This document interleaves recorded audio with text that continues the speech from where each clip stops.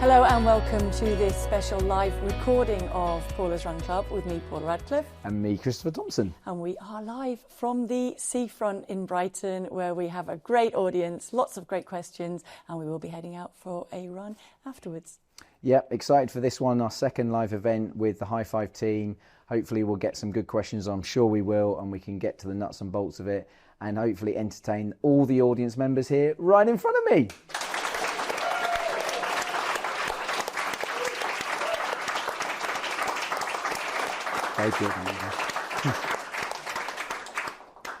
Thank you. So we are going to try and get through as many of your questions as possible. We've got some in here. We will open it up afterwards as well for you to shout out the questions. We'll just need to repeat them again for the filming. And then please, if we don't get to your question, find us on the run. How many are staying around for the run afterwards?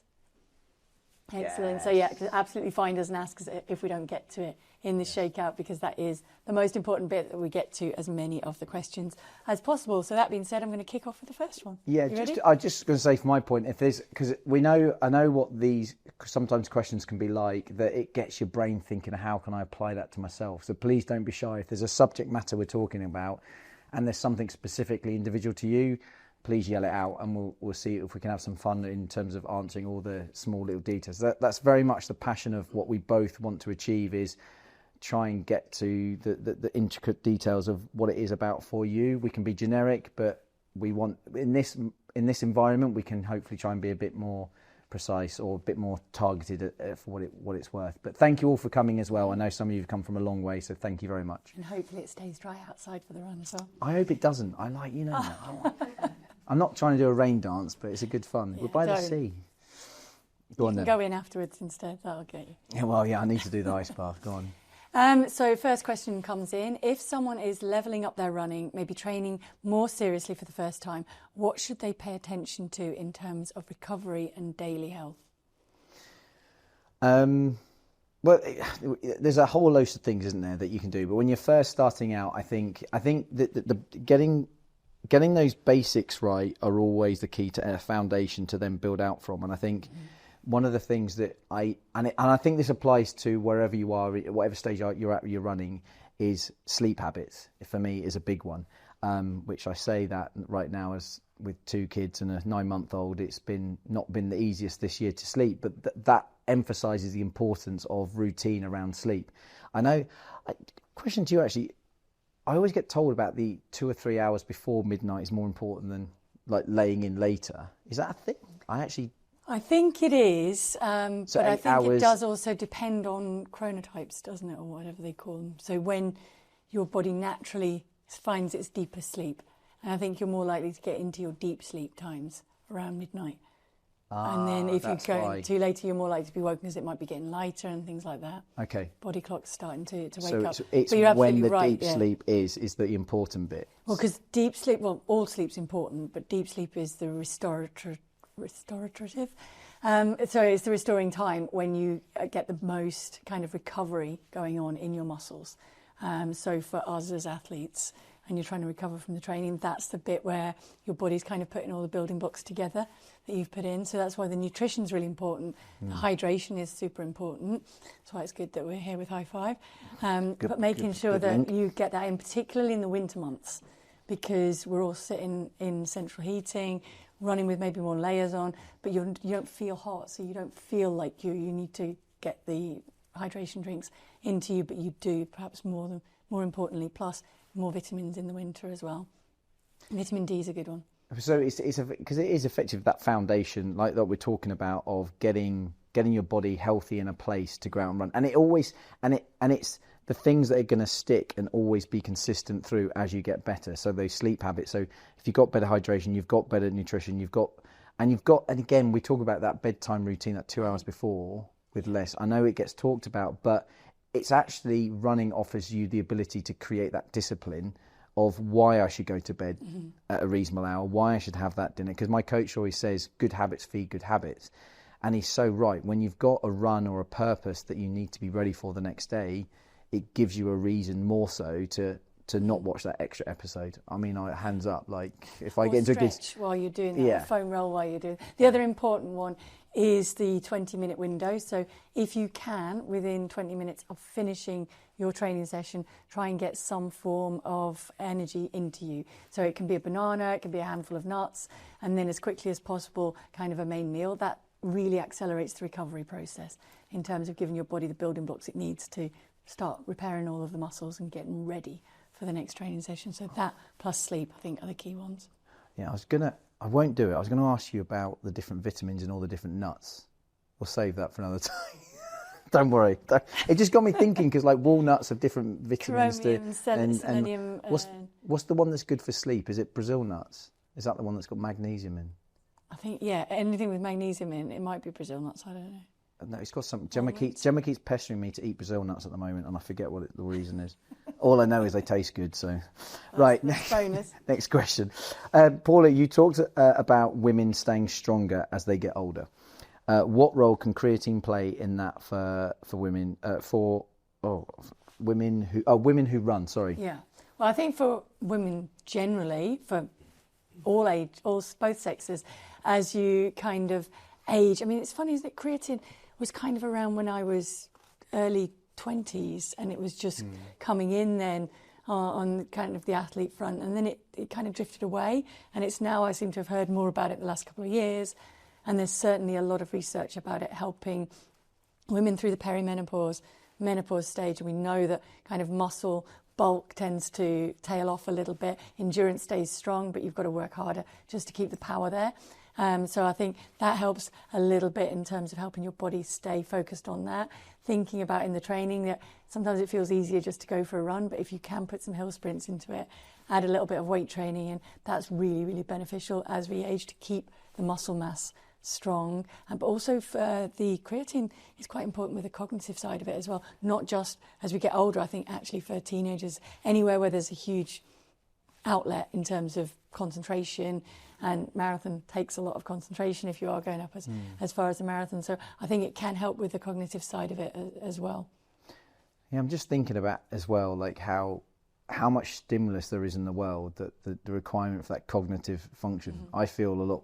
Maybe it's linked to age, but I feel like there's a lot more stim through a day, through whether it's social media or whatever. Life feels much more snappy in that sense. So again, that might help settle me down a little bit. But yeah, we do. There is, to be fair, and HIGH5 will probably would like us to nudge, but there is creatine coming out in one of their products. There is. They have the so they have the 0+ range.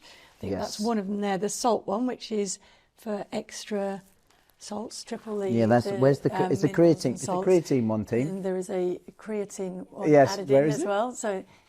We haven't got the box of it, but we will talk about it. So it does have 5 grams of creatine in it. Yeah. And then the other one is just the basic multivitamin and mineral one, which has 22 different multivitamins. Yes. So there's the 3 0+ range, which is coming out at the end of December, I think around about Boxing Day, right? Yes, thumbs up. So you can get that on the website, which of course is on the Run Club as well. Yeah, and I don't think I'm out of place. It was actually my wife that was part of helping with that stuff as well, with Gemma as well, which was quite cool. But again, and that's what, again, like with a lot of what we do, like athletes and having that involvement in a lot of these kind of product involvement, understanding the needs and requirement, I think adds that extra bit of oomph, because if there's a need and filling that need, and I think that's what it does, which is very good. Yeah.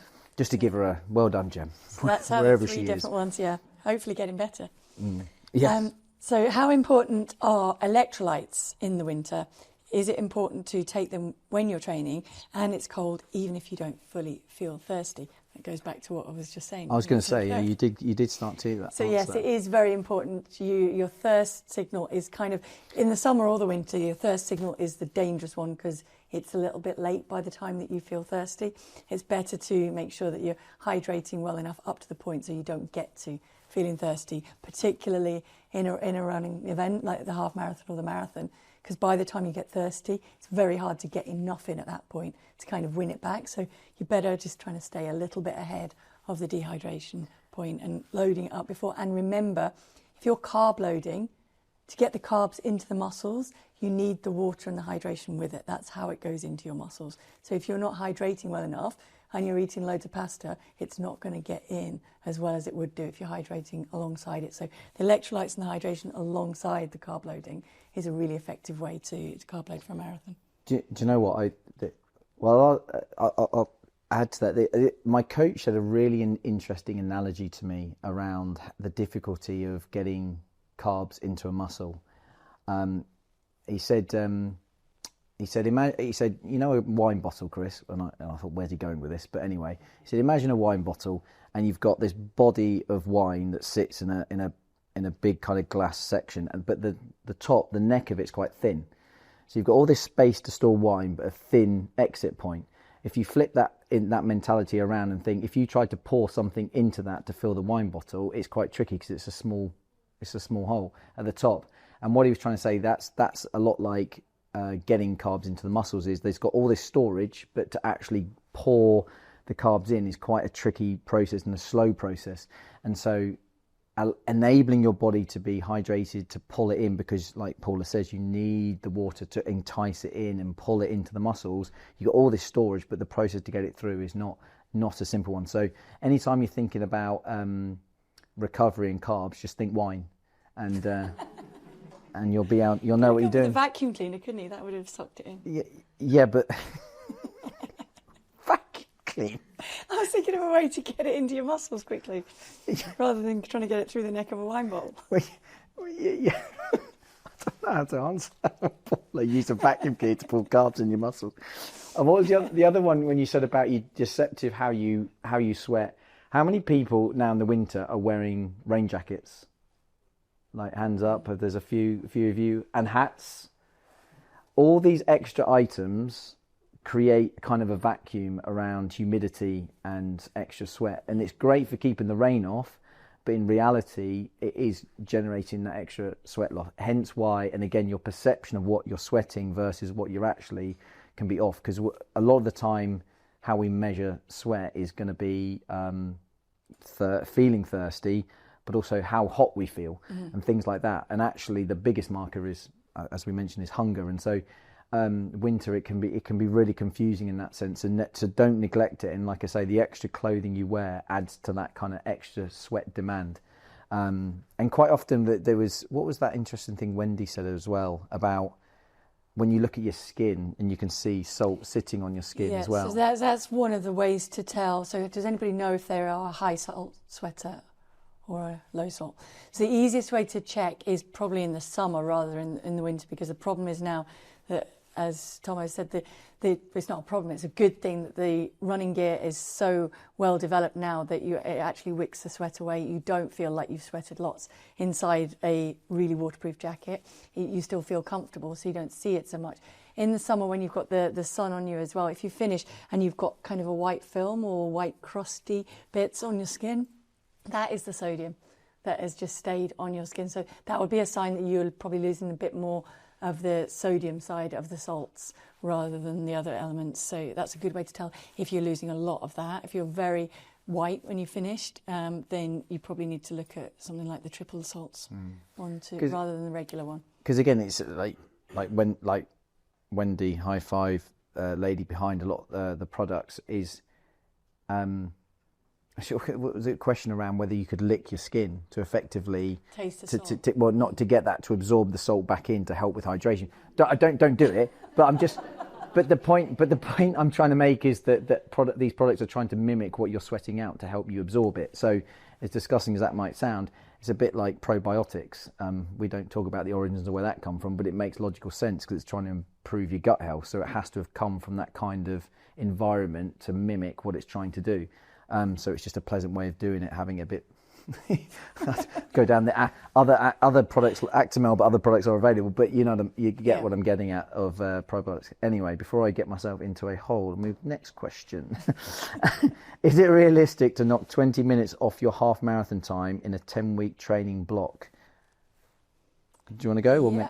Well, I mean, I think it all depends. If you're already running 61 minutes and you're trying to knock 10 minutes off it, it's going to be Might pretty be a hard. challenge. But if you have just started, then I think, yes, it's very feasible if you go from a certain level with not very much training and then really structure the training and the lifestyle around it, like we talked about, with enough sleep, proper fueling, maybe a training group as well, and a training plan that you're sticking to, and you're listening to your body, then absolutely I think it's feasible to look at that kind of improvement. But don't set it as a benchmark, because what are you going to do if you improve 18 minutes? That's still very, very good.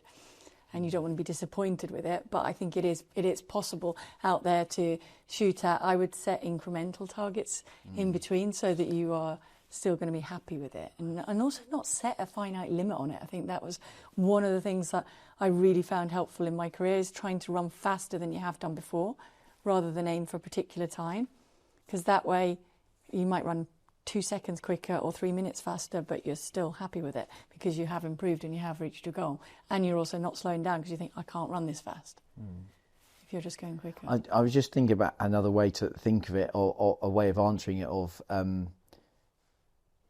it's not a great analogy, because your first half marathon you ever ran was probably pretty quick. But for hypothetically, before you'd done any training, what ballpark do you think you could have run? Like when you were doing 3s and 5Ks at the start, what the point I'm trying to get at, that like when I first ran a 1500 meters, for instance, I think it was my first race, I ran well over 5 minutes and I ended up with a PB of 3 minutes 40 after training. So you're on this continuum of more training helps you get closer to your limit, and it's how raw you are in your training will dictate the kind of incremental jumps. If you get what I'm trying to go with this. So at the beginning of your career, like, I mean, you probably couldn't with a half marathon, but like your 10, maybe 10K, what was your, or 5 or 10K, how much did you improve from your first to your last? I can't even remember. Don't tell me my first 10K, I ran sub 30. I was, in fairness, I was competing as a 3,000 metres. So my first 5K I was actually already at World Championship level, because 5,000 didn't exist before then. It was a 3,000. So that one's a difficult one to beat Paula. To be Paula Radcliffe. Sticking with a half marathon one. Yeah. Because I could have gone with my 10. I think my first 10 mile, to answer your question, so my first 10 mile at 16, I ended up running faster for the half. The pace? So what I ended up running faster, full stop, for a half marathon. Oh, I see. So I ran another 3 miles I see, in that time. because your PB 65 for the half. Yeah. So you ran slower than that for the 10 mile at 16. Maybe I was 15, 16, something like that. Right, I see it with you. So let's say 70 minutes or something. So your 10 miler must have been about 51. In the end. Well, my 10 miler isn't legal because it's on the Great North Run. Oh, it's within the half. Yeah. My 10 mile PB was within the. To be fair, so is mine. To be fair, yeah. But what did you run at Great South though? It was very windy when I ran it. I can't remember. It was 51. It was. Has anybody run it in the wind? It's just funny. Windy. It's always windy when I run as well. It always held me back. Behind you. Yeah, right. Yeah. But so in the ballpark, your first 10 miler at 16, when you were quite raw, you ended up running way more than 20 minutes quicker. Yeah. That's the point I'm getting at. Yeah. And as you get more trained, it's what you were saying, but in a slightly different angle. But yeah. So anybody here had that improvement?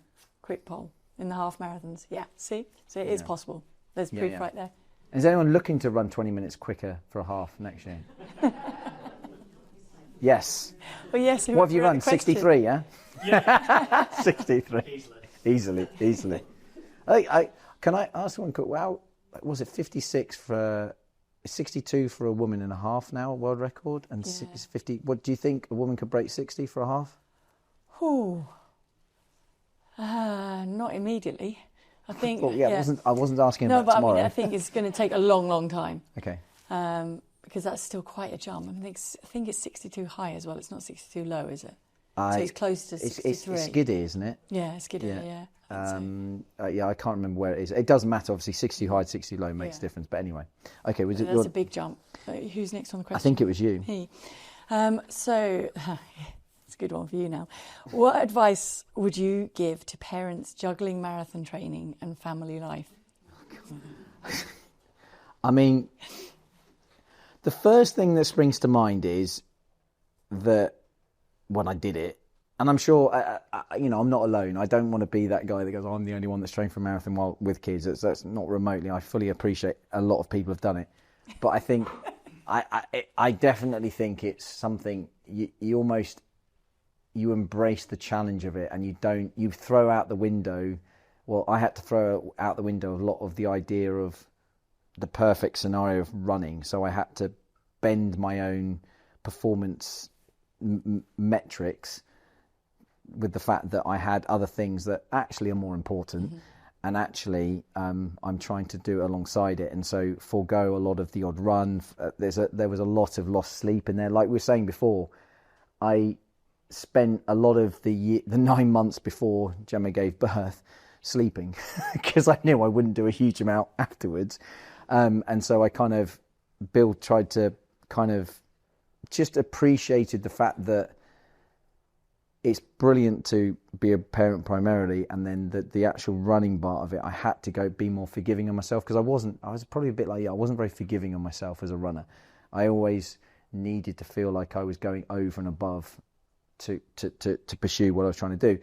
So that's one thing. And I would say listening to the body, and I almost gave myself I didn't literally word it like this, but I kind of gave myself a 3-strike rule.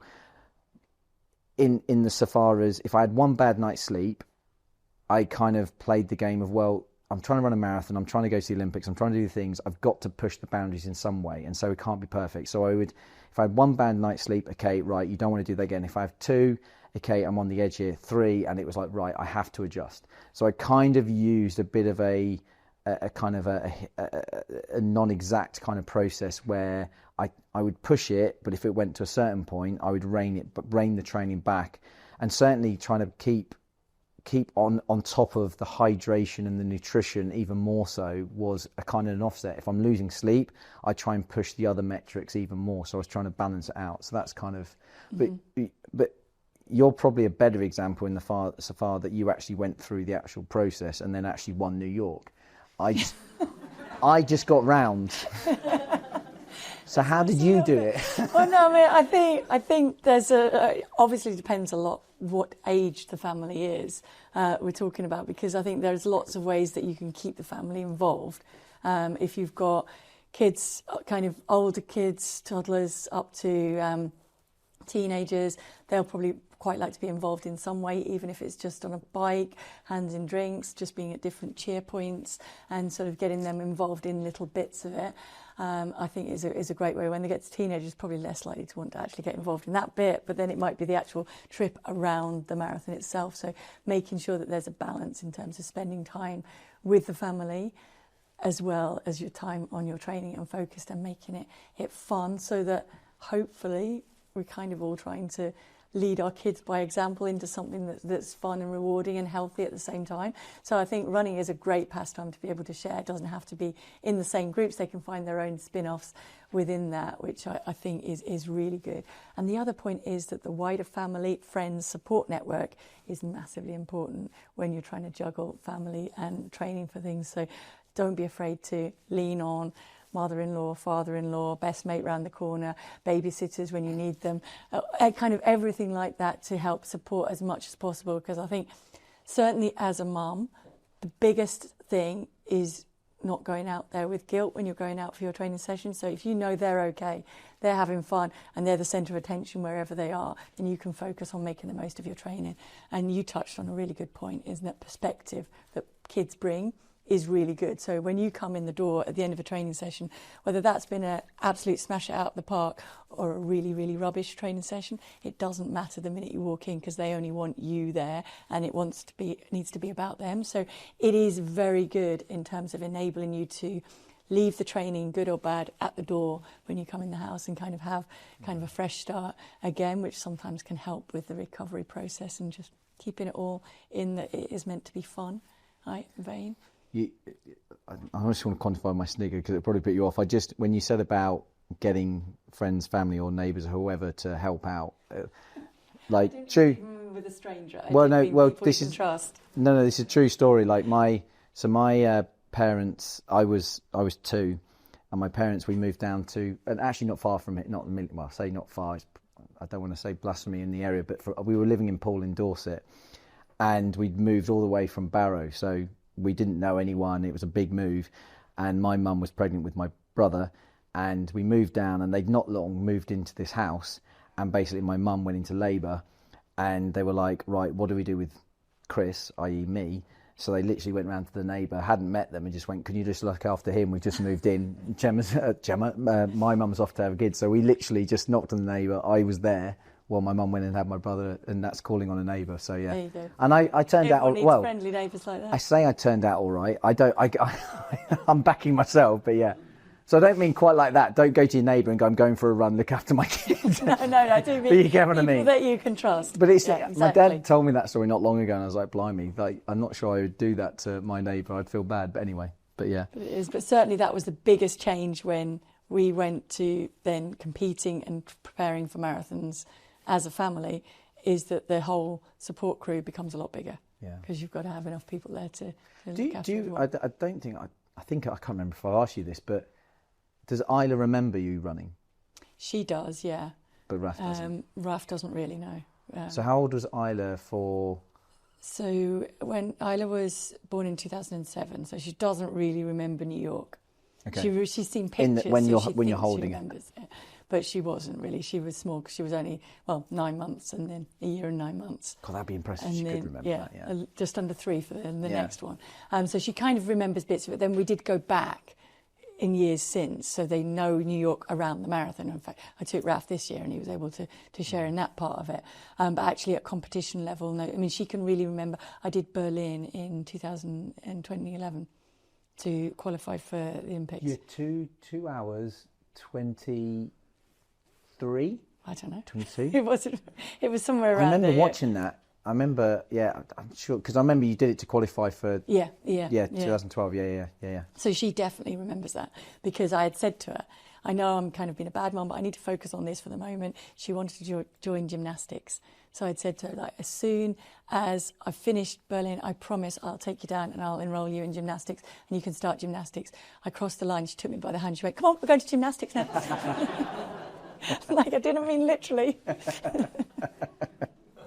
You did take her eventually. Yeah, that week, but I did mean I had to go back home first. Not actually on the finish line.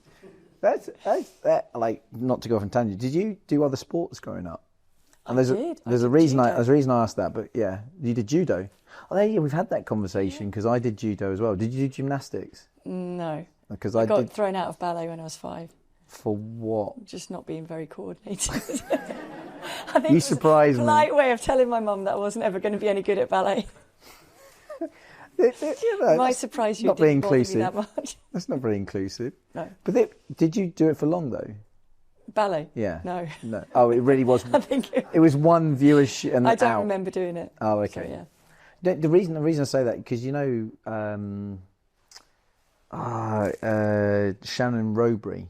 Yeah, but she did proper dancing. She did proper, and that's one of the reasons why she thinks she had good speed, because she had the ballet with her foot strength and that ankle stuff. She felt that tipped into a high sprinting, because she did medal at.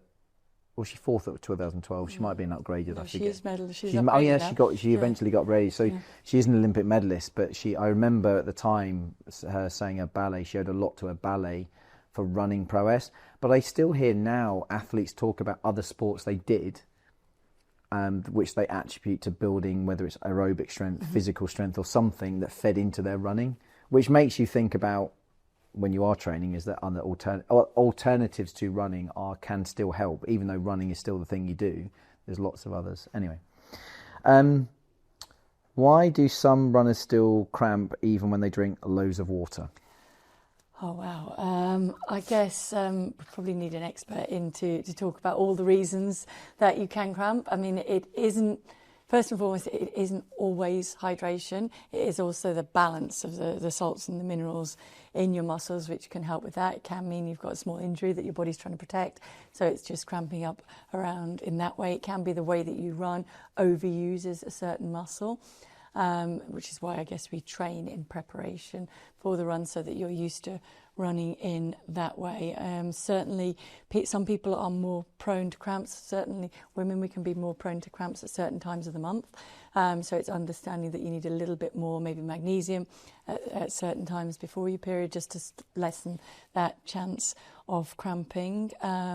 Just water as well is not always the best thing. Mix it with an electrolyte. That's what I think the question was about, like drinking water, because actually drinking water on its own is not replacing what you're losing, because effectively that's what you're trying to do to keep your body kind of balanced. And it's something that I don't know if other people notice this, but I find myself, if I have a bad habit where I have a pint of water and I just neck it, and it just flushes through my system really quickly. And that actually, when you're urinating, there are lots of minerals. It's not clear, you're not weeing water, you're weeing a lot of the vitamins and minerals out of your system that need replacing. Hence why water on its own, yes, it's useful in some scenarios, but needs a substance to it to help balance out. Which is why I think sometimes I think we can. There is some misunderstanding, I think, sometimes in there. And I remember doing a marathon in Cayman Island, and I was drinking a lot of water on the course, and I got cramped towards the end because there was nothing in it. Mm-hmm. And Alan said, actually, you'd have been better off not having, even though it was quite humid, because I was just sipping so much just pure water, and I just ended up cramping right at the end. And I don't cramp. I'm not someone like that. So it was an interesting experience. But anyway. Next one. So the next one, I think, is the last couple we're getting into. If you could give your 20-something self advice on how to train for the future, what would you say is the most important thing? That's a very good one. Hang on. You've got to think back now. No. You start if you've got something else. How to train for the future. So your biggest learning, I guess, that you could pass back to your 20-year-old self. Do you want some time to think? No, it's just, you know me, I'm always in danger of going quite deep on these kind of questions, because I do, because running is like more than just running to me, and it's because of how, when I got into running and the reasons I got into it and why I started running, is the bit I always come back to. So any time I was training to try and make the Olympics, run PBs or do anything, and it's even more so emphasised now that I've retired, excuse me, because do you remember, obviously you do know Liz Yelling, who I was talking to the other day about this, about that when I started running and when I got into it, it was just so good, such good fun. I had such a blast, and I had such a great time with friends and everyone around me, and going on these trips. And running was important. I wanted to run well, and yes, I was kind of happy or sad by how I performed, and I wanted to run better. But the reasons of getting into it were the friendships I was making, the people. And I think that is something I always retreat back to. And when things got tough, I would want to just go and train with friends or do a session I enjoyed. And I think that kind of messaging to myself is, I should have kind of not tried to push away. Certainly towards the middle part of my career, I almost kind of felt like that's not professionalism to be. And actually, no, it's quite often kids will, when I go to schools and talk to kids, they'll go, well, what advice would you give me for the future? And so often, being totally honest, I say, actually, I could learn a lot more from you, and how kids are much more free. They're much more kind of just express themselves in a much more creative and fun sense. And actually, as I got older, and the baggage of trying to hold a contract, trying to hit a particular threshold, actually at times it's better just to think like a kid and just have fun with it. And I think that was something that I felt I had to let go of, which I shouldn't have done. Mm-hmm. And actually, it's the reason why I retired this year. And I look back and I go, you know what? I had a flipping good time. I really enjoyed my career. And there's a lot of things that really knocked me off. And I wish I hadn't got lapped at the Olympics. I wish I hadn't done this. I wish I hadn't done that. But you know what? I had fun. And I think that's kind of the bit that I think that, yeah, that's the overriding bit of it all.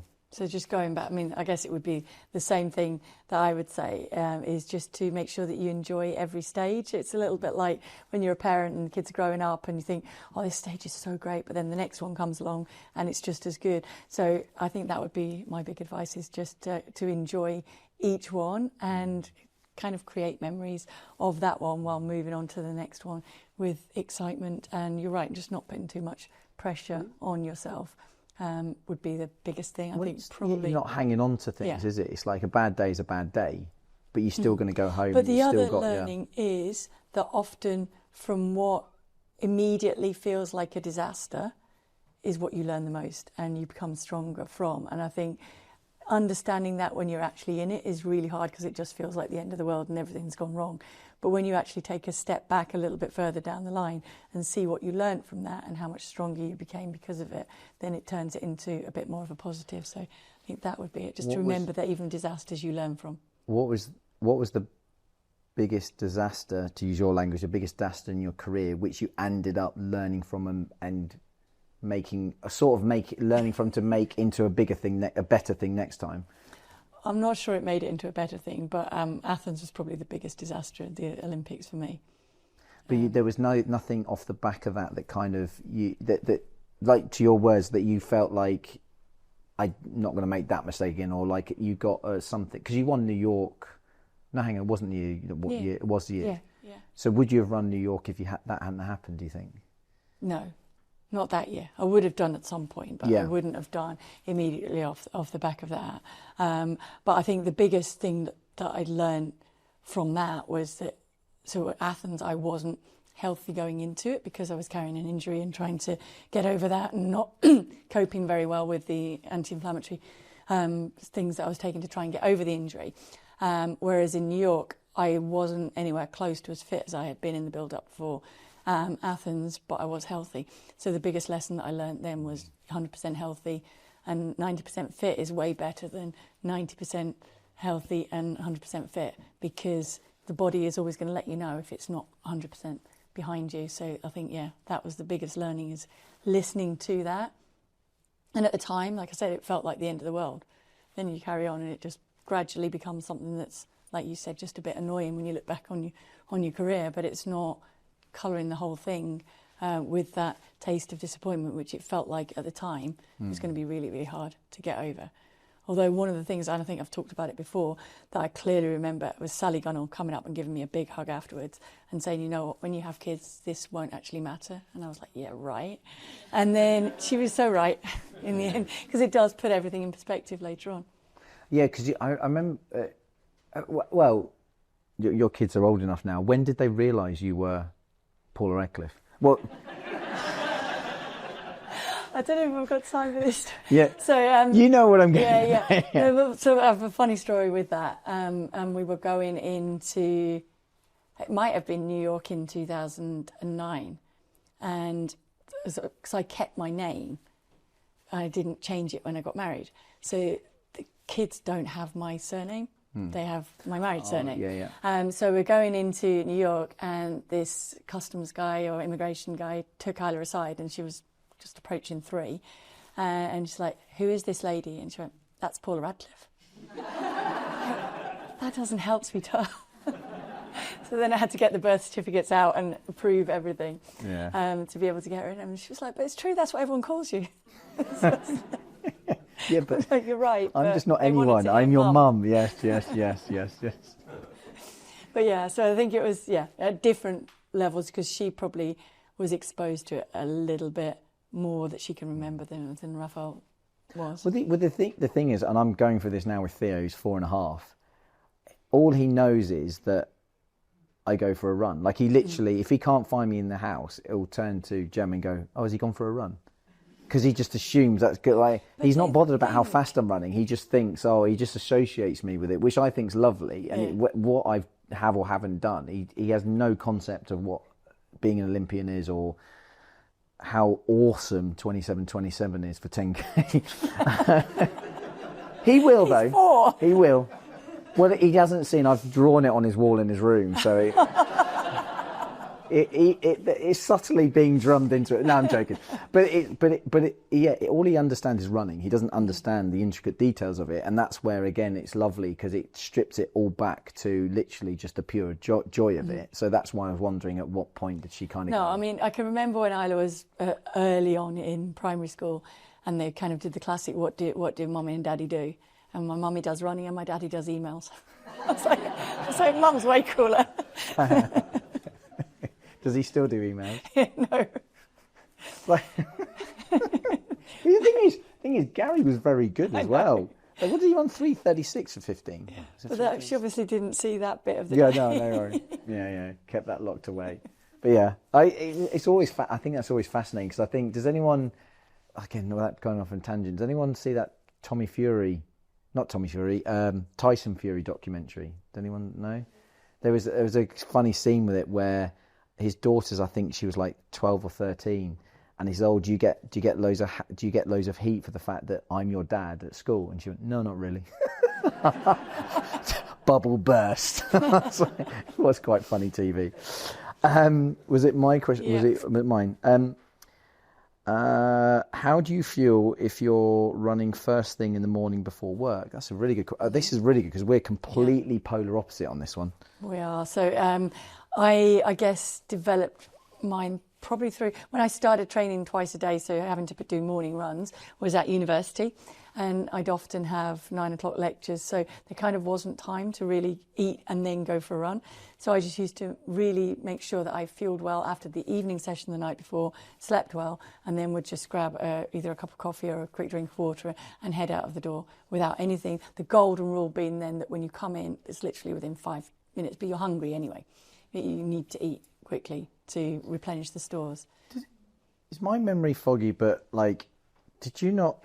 I think it doesn't matter the year and stuff, but when I stayed with you and Gary one summer because I was injured in Loughborough, and you went out the door, am my memory right that you were going first thing out the door to go for a run, you had some water and you had some dark chocolate before you went? Yeah.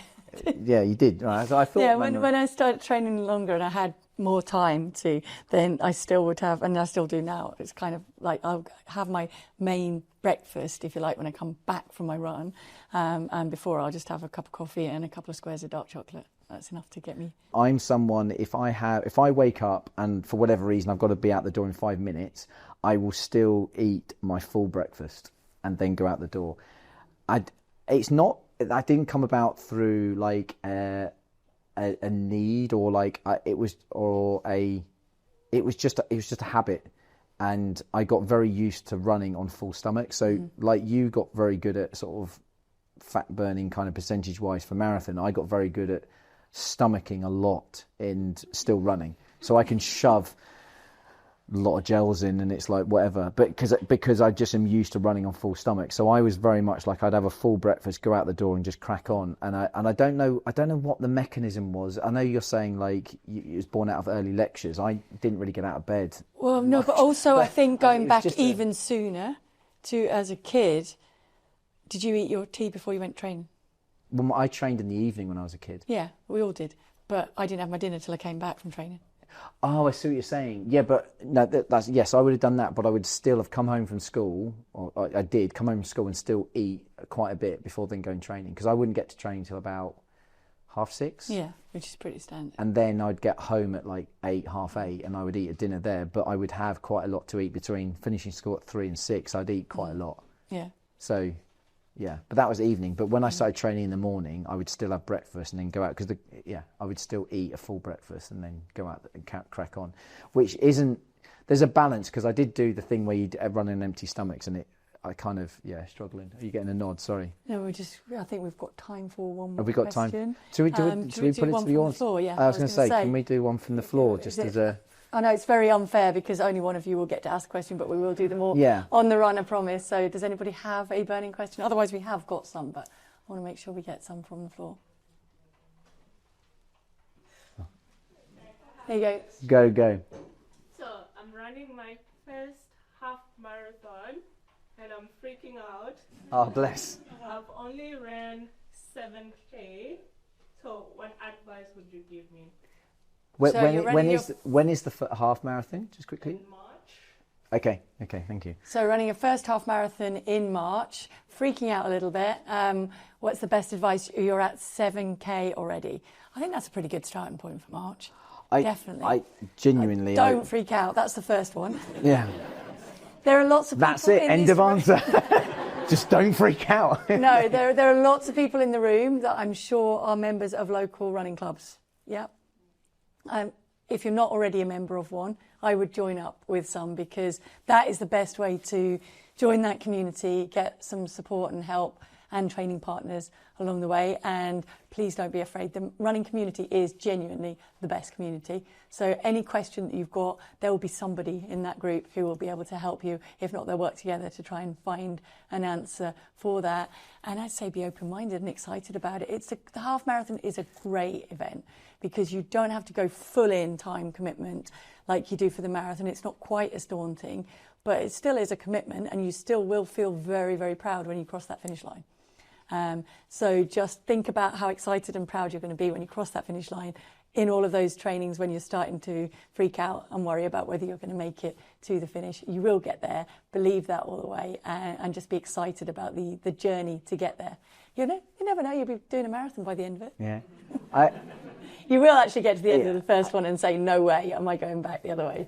I think the two things I'd say is, like, I know that the language around freaking out is, it's might be boxed in a negative sense, but I would say that's a real positive, because actually that's how exciting it is of what you're about to do, and actually you're putting yourself in a position to really explore pushing yourself, and that's actually, freaking out is actually a positive if you just reframe it in that sense, because again, how it translates within your body's emotions and physical movement is the positive thing. The freaking out can be put it in a slightly frame. The other bit is, when, especially even if you're an elite runner that does it all the time, it doesn't matter. You very rarely, especially not so much maybe half, but certainly with marathons, you very rarely go the distance in training. So you like most professional runners, you don't expect yourself to have run that distance before you actually do it. The training that you're doing up and to do that is preparing you to take on something that will be a bit more than you've ever done before. So don't expect yourself to have all the answers and of everything you need before the race, because that's the exciting bit. That unknown is actually quite exciting, of you get to challenge yourself on that given day in a unique way.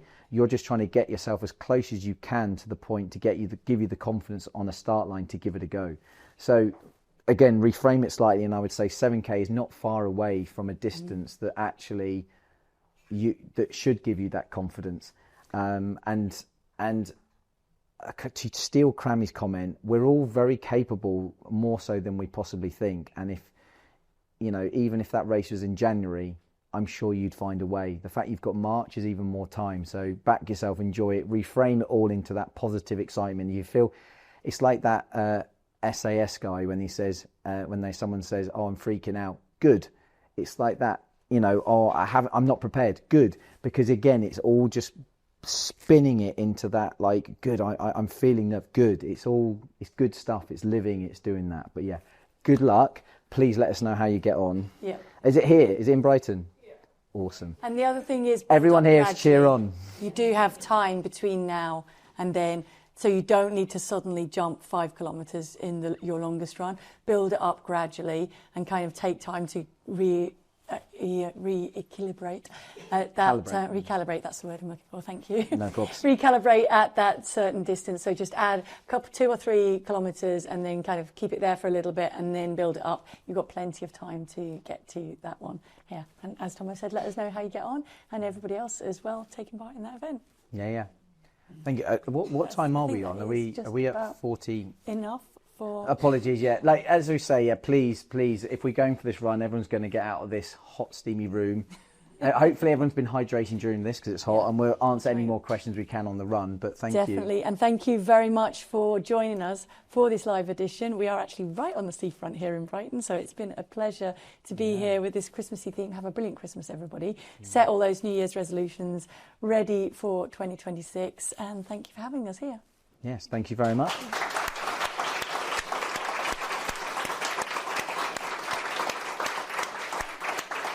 Thank you. So thank you very much for joining us for this special edition of Paula's Run Club, the weekly Shakeout. Don't forget that you can get in touch with your questions. There is the WhatsApp number +44 7564 747 914, by email to paulasrunclub@momentumbroadcast.co.uk, and on socials at Paula's Run Club, YouTube as well. This has been a Momentum Broadcast production. Thank you very much for listening to us. And let's us. not forget, massive thank you to HIGH5 and the whole team for having us and putting us up in this room with everyone. Really appreciate it. The products. Yeah, I've got through quite a bit while I've been drinking. So I feel very hydrated, ready for this run. But thank you very much.